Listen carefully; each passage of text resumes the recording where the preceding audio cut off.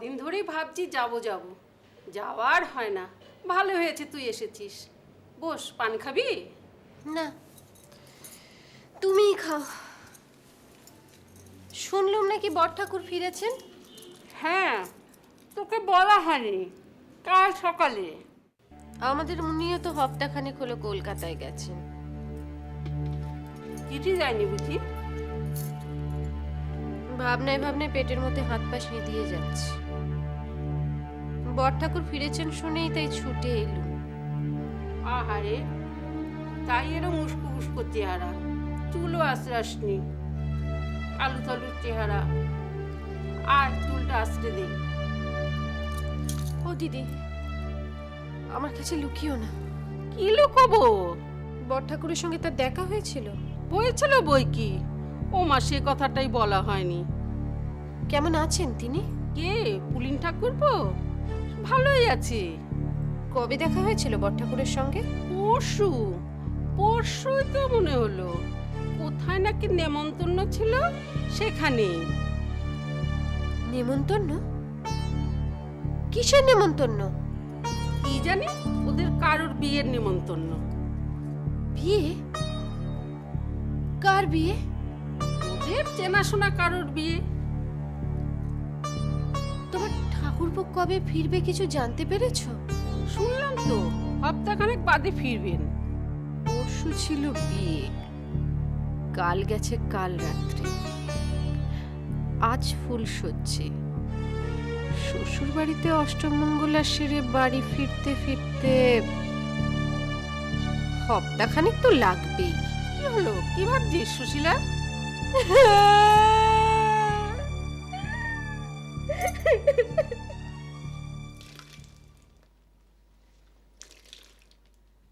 এই নতুন গদি গেল ওপরে, নতুন তোষকও গেছে তিনখানা, নতুন চাদর বালিশ শোয়ার সব পুলিনের নতুন বইয়ের জন্য। ওই ওপরে ডাক পড়লো। আবার নতুন কোনো ফরমাস হবে? ঠাকুরপো কি নতুন বউ নিয়ে ফিরছে? পুলিন খবর পাঠিয়েছে নাকি? কই, সেরকম তো কিছু শুনিনি। পারি না বাবা, একবার এদিকে একবার ওদিক, সারাদিন শুধু ছুটে না।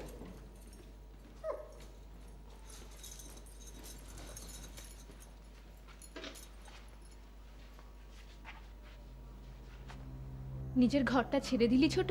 দিলাম, নিজের পালঙ্ক, নিজের আসবাব সব ছেড়ে দিবি? দিলাম। নিজেকে ওই কোণের ঘরে সরিয়ে নিলি? নিলাম। কিন্তু এতে কি পুলিন সুখী হবে? তার সুখের আয়োজন তো তিনি নিজেই করে নিয়েছেন ঠাকুরজি। তবু তুই এবারে গিন্নি, তুমি নাও কেন? মেজদি নয় কেন? আমাদের কপাল তো কবেই পুড়েছে। আমারও পুরো। না না, এ ঠিক, এ কথা ঠিক বলছিস না তুই। আরে বাবু, সবাইকে মিলেমিশে থাকতে হয়, যে বড় তাকে সইতে হয় বেশি। আর তাছাড়া যে আসছে সে তো আমাদের পুলিনেরই বউ, সে কি আমাদের পর? তা তো কেউ বলেনি ঠাকুরজি, কেউ ভাবেও নি। আগে সে আসুক, সবাইকে আপন করে নিক, তারপর তো হবে গো হবে, সব হবে। সে সুন্দরী, বিদ্যেধরী, ষোড়শী যাই বলে কাজ পড়ে আছে। কি হলো রে? আবার কি? কি হলো বল? তোমাদের একটা কথা বলি, সে যতক্ষণ না নিজে মুখে কিছু কইছেন, তোমরা যেন তাকে কিছু বলো না। কিন্তু পুলিন যদি নিজের বউ নিয়ে এখানে আসে? ঠাকুরজি, সেক্ষেত্রে তো সব জানাজানি হয়েই যাবে। আমার মনে হয় না তিনি তা করবেন। তাহলে আগে ভাগে খবর দিতে। তুই ঠিকই বলেছিস ছোট। সেই জন্যই বলছি, তোমরা নিজে থেকে যেন তাকে কিছু বলতে যেও না। ঠিক আছে, পুলিন আগে খবর দিক, তারপর সব দেখা যাবে। তুই মাথা গরম করিস না ছোট। তোমরা চিন্তা করো না, আমার মাথা ঠিকই থাকবে।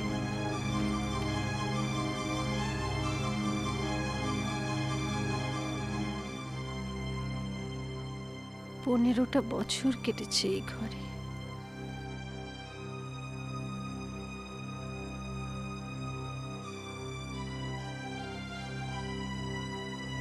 আজ থেকে এই আমার ঘর, এই আমার বিছানা।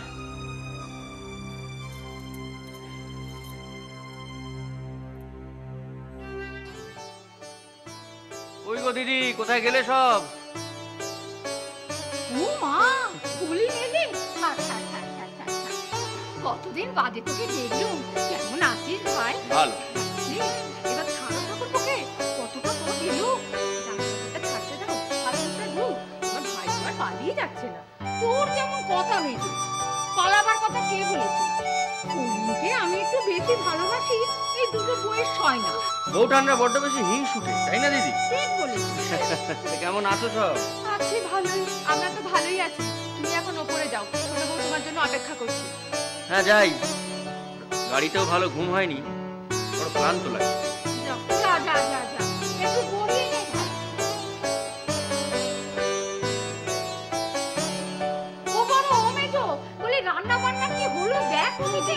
হ্যাঁ দেখ, গেনি, ও গেনি, কোথায় গেল সব? ভাইটা আমার এসেছে, আমি যে কি করি।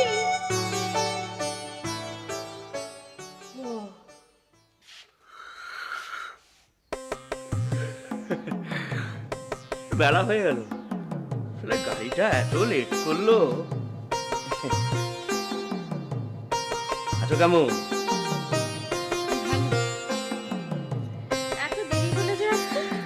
আর বলো না, কাজের যা ঝঞ্ঝাট। এইগুলো সব কাচতে দেবো তো? হ্যাঁ, এই রেলগাড়িতে বড্ড ময়লা হয় জামা কাপড়, বুঝলে? দেরি করেছো, বেশ করেছো। একটা চিঠি দিলেই তো বাড়ির লোকজনগুলোকে আর ভেবে মরতে হতো না। বাহ, বিছানাটা বড্ড নরম লাগছে তো। ওষুধ পাল্টেছো নাকি? আমার কথাটার জবাব কিন্তু এখনো পাইনি। চিন্তা হচ্ছিল বুঝি? না হওয়াতেই বুঝি স্বাভাবিক ছিল? অতটা খেয়াল হয়নি জানো। তা কি করে হয়? নতুন রসে মজেছিল যে, কাজ আছে এইটুকু বলে চলে গিয়েছিলে। কি কাজ সেটা তো বলে যাওনি। এখন জানতে পারিনি কি কাজে গিয়েছিলে? সে অনেক কাজ। অনেক কাজ? আর বলো কেন? হ্যাঁ, একটা কাজের কথা অবশ্যই ঘোষ দিদির মুখে শুনলুম। কি কি শুনলে? তুমি আর বড় ঠাকুর নাকি কলকাতায় গিয়ে কোন বিয়ে বাড়িতে গিয়েছিলে? গিয়েছিলাম তো। তা কি এমন ঝঞ্ঝায় পড়েছিলে সেটা শুনি। তখন থেকে এত জেরা করছো কেন বলো তো? জেরা করছি বুঝি? করছো না? বলবো বলবো, সব বলবো। আমি একটু চান টান করে খেয়ে দিয়ে একটু শুয়ে পড়ি। রাতে ভালো ঘুম হয়নি। শুধু কাল রাতে কেন? 16 বছরের অবসর পেয়েছো, গত করাত ধরে নিশ্চয়ই জাগিয়ে রেখেছে সে। যাই, স্নানটা সেরে আসি। বসো, গায়ের ঘামটা আগে জুড়ো। ও হ্যাঁ গো, এবার শুনি কি এমন ঝক্কিতে পড়েছিলে? সে কি ঝঞ্ঝাট, কি ঝঞ্ঝাট। ঝঞ্ঝাট মানে কি জানো? কি করে জানবো বাবু? তখন থেকেই তো শুধু ঝঞ্ঝাট ঝঞ্ঝাট করে যাচ্ছ। কি ঝঞ্ঝাট সেটা তো আর বলনি। শোনো না, সে একটা খবর পেয়ে তো ছুটতে হলো সেই সুদূর হিমালয়ের জঙ্গলে। হিমালয়? কি এমন খবর? খবর পেলাম সেখানে নাকি এক মস্ত সাধু আছে, 300 বছর বয়স। 300? পুরো 300। ছেলে হওয়ার জন্য তিনি যে মাদুলি বা ওষুধপত্র দেন সেগুলো নাকি একদম অভ্যর্থ। তাই? তাই শুনেই ছুটলাম। সে কি এখানে নাকি যেতে 4 দিন, ফিরতে 4 দিন, পায়ে হেঁটে কতটা রাস্তা। হ্যাঁ গো, সাধু সন্ন্যাসী, তাবিজ, কবজ, মাদুলি এইসবেতে তো তোমার কোনোদিনও বিশ্বাস ছিল না। তুমি তো বলো ছেলে মেয়ে হওয়ার ব্যাপারে দৈব টৈব নাকি কিছু নয়, সবই বৈজ্ঞান। হ্যাঁ, আমি তো এসব কসমিন কালেও বিশ্বাস করি না। আমি তো ছুটেছিলাম তুমি বিশ্বাস করো বলে। আমার জন্য গিয়েছিলে? আহা, কি ভালো বসো মায়। তাই তো চিঠি দিতে পারিনি। সেই তো, হিমালয়তে তো আর পোস্ট কার্ড পাওয়া যায় না, কিন্তু জরিপার ধুতি,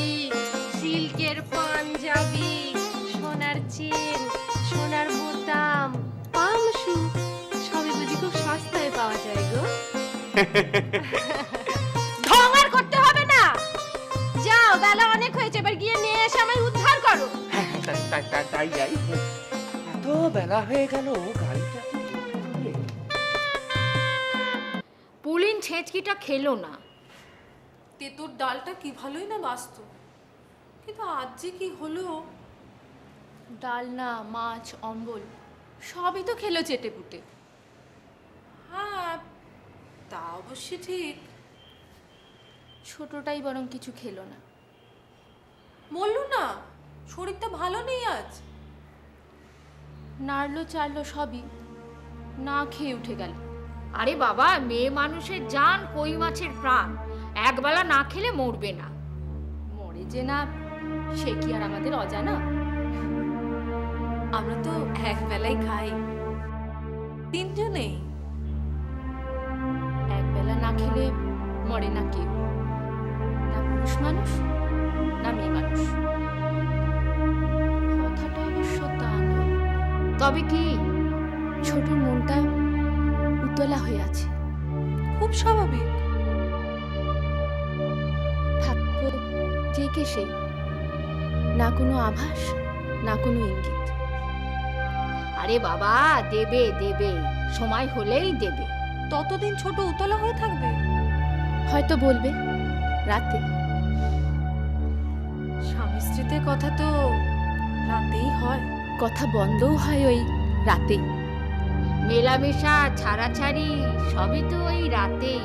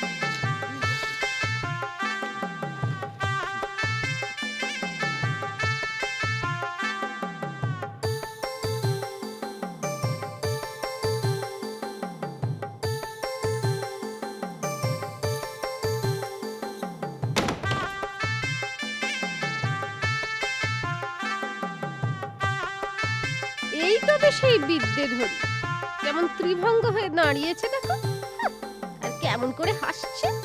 ছি ছি ছি ছি ছি ছি।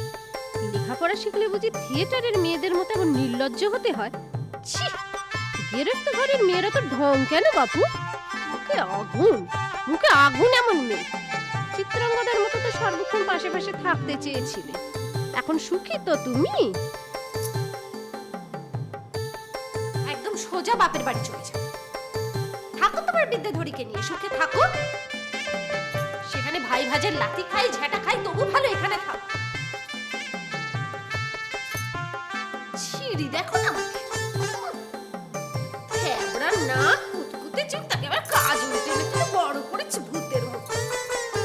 মা গো মা, ঘুমসি মাগি তো, এর বয়স বলে কিনা 15-16। পুরুষ মানুষের চোখে নেবা আছে, নেবা। 30 বছরের কমে তো বয়স না। পুলিন আছো নাকি? পুলিন, এই তো একেবারে সশরীরে বর্তমান।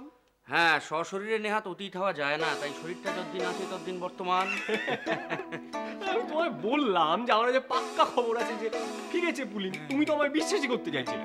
সে কি ভাই, তুমি নরেশের পাক্কা খবরেও বিশ্বাস করছো না?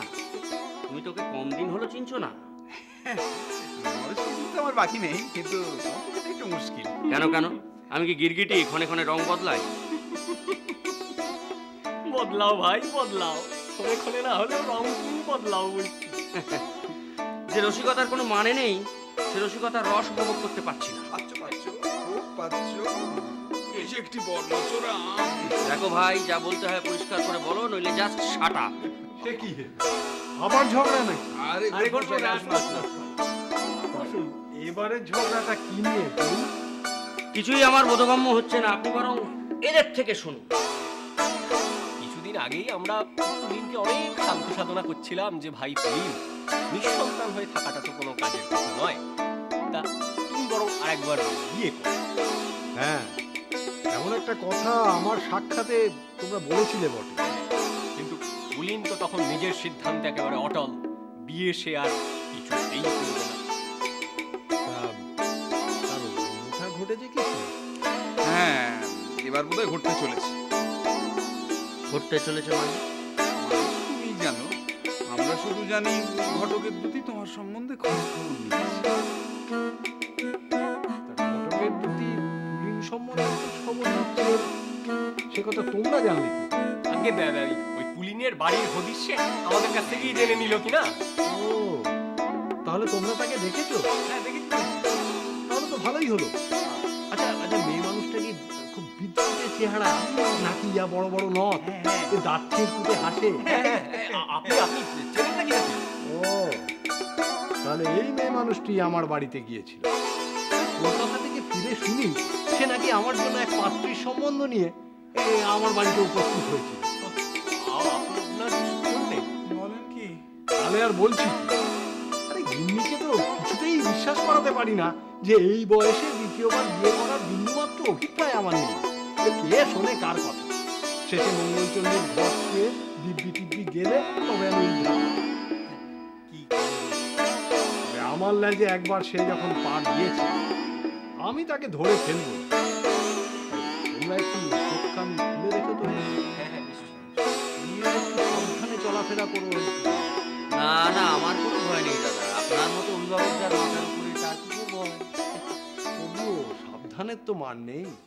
ছোটবেলা না মায়ের কোলে শুয়ে শুয়ে চাঁদ দেখতাম। চাঁদের বুকের ওই কালো কালো ছায়াগুলো দেখে মাকে জিজ্ঞেস করতাম, ওগুলো কি? মা বলতো, চাঁদের বুড়ি চরকা কাটছে। আজ আকাশ পরিষ্কার, তাই বুঝি মনে পড়ছে? চাঁদের গা বেয়ে ভেসে যাচ্ছে মেঘগুলো। তাকিয়ে থাক মেজো, দেখে মনে হচ্ছে চাঁদটাই যেন ভেসে যাচ্ছে আকাশ বেয়ে। জানলা দিয়ে জ্যোৎস্না এসে ছড়িয়ে পড়তো বিছানায়। মনে হতো দু হাত দিয়ে জড়িয়ে ধরে জ্যোৎস্নাকে। মাকে তখন কি জিজ্ঞেস করতাম বলতো? কি?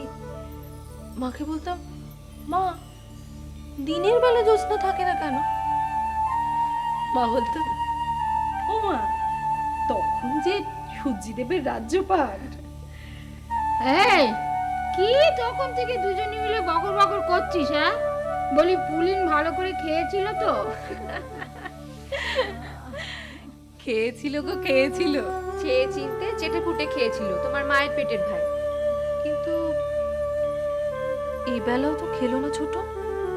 দেখলাম নাড়লো চাড়লো, তারপর উঠে গেল। অবশ্যই একবেলা না খেলে মেয়ে মানুষ মরে না, তাই না ঠাকুরজি? মেয়ে মানুষের প্রাণ কই বাঁচে জান। কি গো ঠাকুরজি? হ্যাঁ, কি যে বলিস তোরা। ঠাকুরজি, তুমি কিন্তু ঢুলছো। হ্যাঁ চলো এবার শুয়ে পড়বে, চলো। হ্যাঁ, চল। বয়সও তো হলো। অনেক রাতও হয়েছে, চলো শুয়ে পড়বে, চলো।